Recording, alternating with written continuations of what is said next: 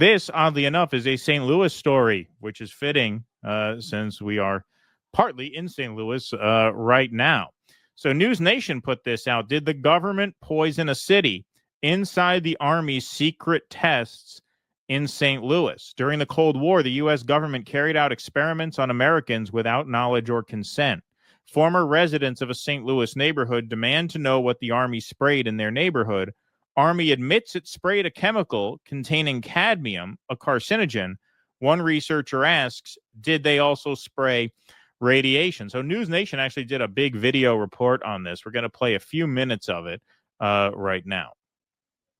Fog drifted through the streets like a ghost. That's exactly what it looked like, a thick fog. It was summertime and it was hot. We would just run through it as fast as we could and try to just cool ourselves off. It stuck to you. The spray was so foul as far as the odor. It made some of us have headaches, nausea, dizziness. That's what I remember. It made me sick. It wasn't the weather. It was an eerie smoke descending from rooftops, rolling from the backs of trucks. Regular flatbed truck, but it had a big machine on the back. And it had a big nozzle that really sprayed a fog you couldn't even see through.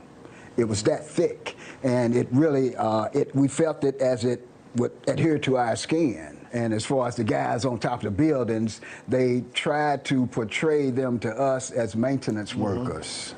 But we was like, what is a maintenance worker doing? And basically a hazmat suit. And they had masks and goggles. In the 1950s and 60s, in secret, the U.S. Army sprayed zinc cadmium sulfide into the air of a St. Louis housing project, a largely black neighborhood called Pruitt-Igoe. It was a lose-lose situation for us in Pruitt-Igoe. We were subjects. We were subjects. They didn't ask for our permission.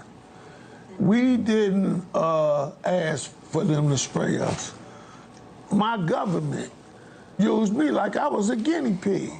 We're standing at where Pruitt-Igoe used to be here in St. Louis, and it's hard to believe more than 10,000 people used to live here. As we bring our drone up, you can see it's mostly just an empty lot now, overgrown with trees. This used to be filled with 33 high-rise buildings. It was all demolished in 1976.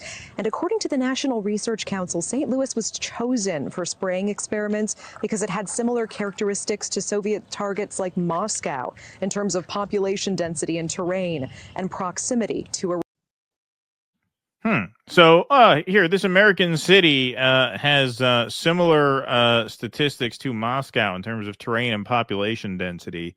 Even though we're not in a hot war with Moscow, why don't we just do some science experiments on our own people? Because, hey, this city, even though it's within our borders and there's people living here, it's kind of similar to Moscow. So let's see what this shit can do. I mean, think of how diabolical, right? But nothing new, obviously, and nothing that ended, 50 years ago either.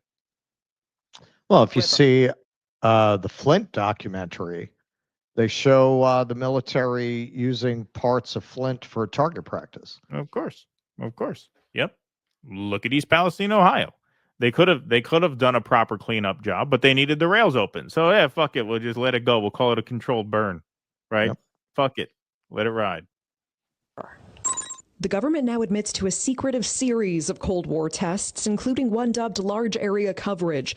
More than 30 tests conducted across the U.S. and Canada, spraying zinc cadmium sulfide from planes, rooftops, and vehicles to simulate how a biological attack might spread, all to prepare for potential warfare against the Soviets. Many of us been in the military and had top secret clearances. We know how it works. We have died for America. We have fought for America. You are a veteran. I am United States Air Force veteran. Dr. Starks, you're a veteran as well, isn't Yes, I am. I'm an Air Force veteran also. Is there a sense of betrayal here? Definitely. They want to know if those secret tests have anything to do with what they're observing with their own eyes. I lost my two older siblings to cancer. I lost a brother last month.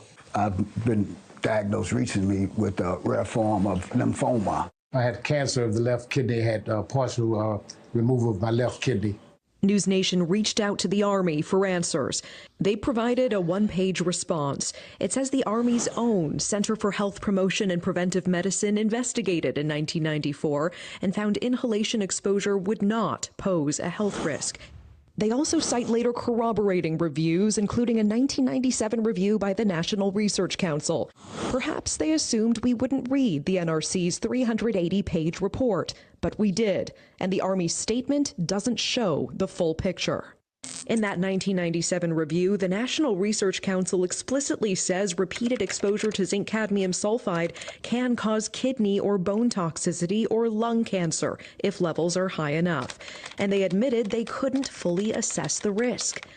Okay, so you get the picture there, right? Yeah. Just one And they're layer. still lying about it. Of course, just one layer of criminality over another, and then one cover up after another, after the next. When you see a story like this, you really are reminded just how little certain people mean to their own government. And, this is an inevitability of capitalism as well. Bit of a theme of the show today. In a system where money buys power, systems that generate too little capital are just not useful when it comes to pursuing, obtaining, and wielding power. Therefore, people in those areas mean absolutely nothing to their own government, who is tasked with, first and foremost, protecting their safety. That is the first and foremost, your duty as the government is the safety of your people.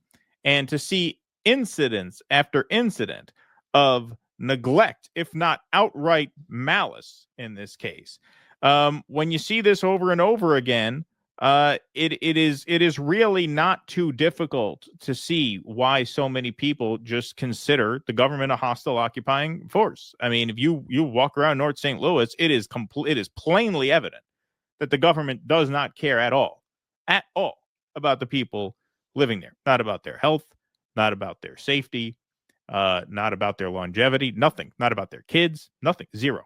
Absolutely zero.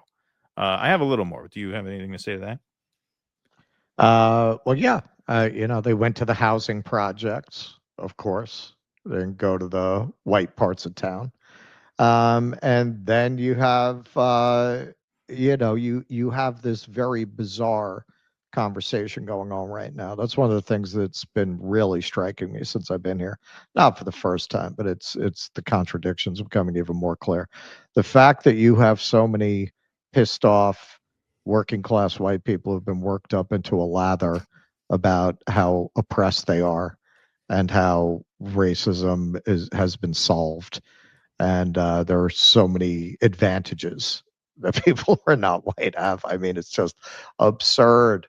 You go all over this country, man. There's a fucking street that literally divides black from white, and you don't have. I bet you could guess which is the nicer side of that street. And hey, man, it's not that the conditions have not degraded for those working class white people. They have. They've degraded so that you're getting a taste of what everyone else has been experiencing. Now, maybe okay, so imagine that was the whole history of your family, what you're experiencing now. Would you see America as a place that was good to you, that you owed something to? When the police come into your neighborhood, would you see that as people who are there to protect you? Or would you see that as occupiers? You see it that way now. That's the irony, because so much of that population is adopting the deep suspicions of the government, of authority, of the police that non-white people have always had. And yet, at the same time, want to criticize it in other populations. It's a very bizarre thing. Like, you go around the country, it is very obvious that there are two completely different Americas. Now, you want to say it's not as simple as just race. That some of it has to do with college education. Some of it has to do with class. Yeah, sure. Those things tend to track race. Not strictly, not in every case, but broadly speaking, yeah, You go to the nice market here, there are some black people, but it's mostly white people. You go to the north side, and the white people mostly disappear. Please clap.